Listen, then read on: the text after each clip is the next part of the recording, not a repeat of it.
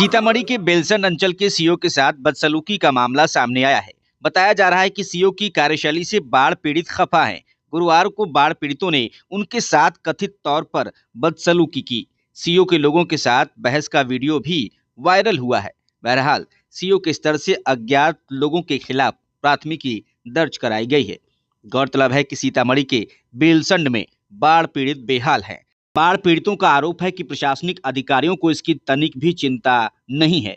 बताया जा रहा है कि बेलसंड अंचल अधिकारी अनुमंडल कार्यालय में इस विषम परिस्थिति में आराम फरमा रहे थे। आक्रोशित बाढ़ पीड़ितों ने इसकी सूचना जेडीयू प्रदेश महासचिव राणा रणधीर सिंह चौहान को दे दी। मौके पर पीड़ितों का एक जत्था पहुंचा और सीओ से संपर्क साधना चाहा। पीड़ितों के गुस्से को भांपकर सीओ अपने कार्यालय का गेट ही नहीं खोल रहे थे, तभी आक्रोशित लोगों ने सीओ को कार्यालय से बाहर खींच लिया और उनके साथ कथित तौर पर बदसलूकी हुई।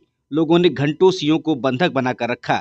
जेडीयू नेता राणा रणधीर सिंह चौहान ने बताया कि अंचलाधिकारी सरकार को बदनाम करने की कोशिश कर रहे हैं। बाढ़ पीड़ितों को उनका हक देने में आनाकानी कर रहे हैं, जिसकी वजह से आक्रोशित लोगों ने कार्यालय में आराम फरमा रहे सीओ को बाहर निकाल दिया।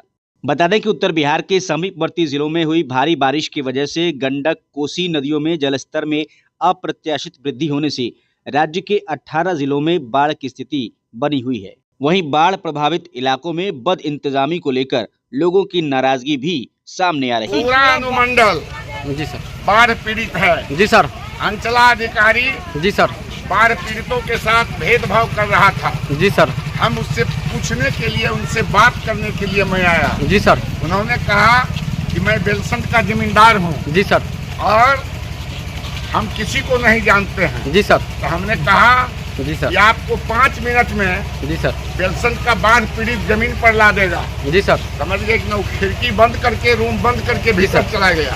इस बाढ़ पीड़ित में सर वो अपने आप को एसी में सो कर आराम कर रहे थे। उस आवर में आप गए हैं उनको उठाने के लिए। उसके बाद आप पर ऑब्जेक्शन आया सर कि अभी हम सो रहे हैं, आप क्यों हमको डिस्टर्ब कर रहे हैं, हम अपने आवास में हैं। इस मैटर में क्या कहना चाहते हैं सर?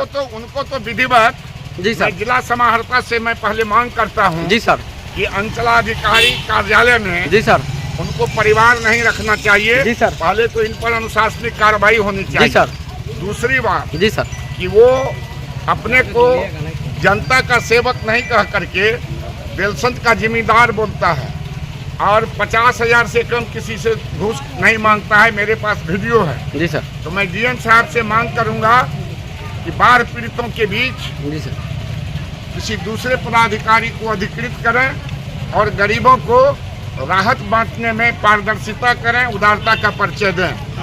अभी जो बेलसर का स्थिति है सर, उसमें सभी अधिकारी से लेके पदाधिकारी व्यस्त है, लेकिन उसमें सीओ साहब आराम फरमा रहे थे, जिसके कारण आप उनसे जाकर ये जवाब किए हैं। उसमें क्या उन्होंने कहा है सो बताइए।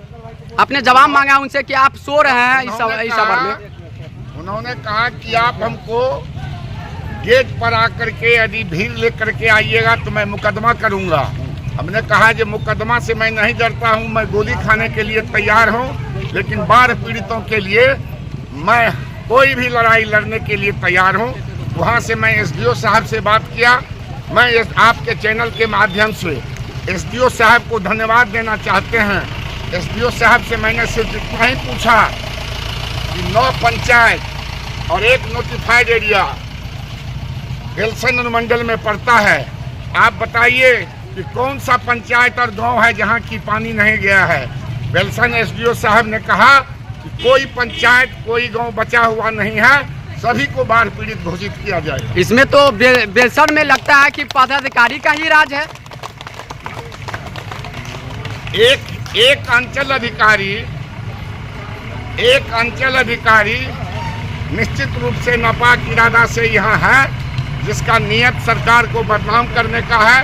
यदि एसडीओ साहब, डीएम साहब यदि इस पर संज्ञान नहीं लेंगे तो मैं अपने नेता नीतीश कुमार माननीय मुख्यमंत्री से सारा वीडियो दिखाऊंगा और उन पर कार्रवाई करवाऊंगा। वो अंचलाधिकारी बेलसंड नहीं रहेंगे।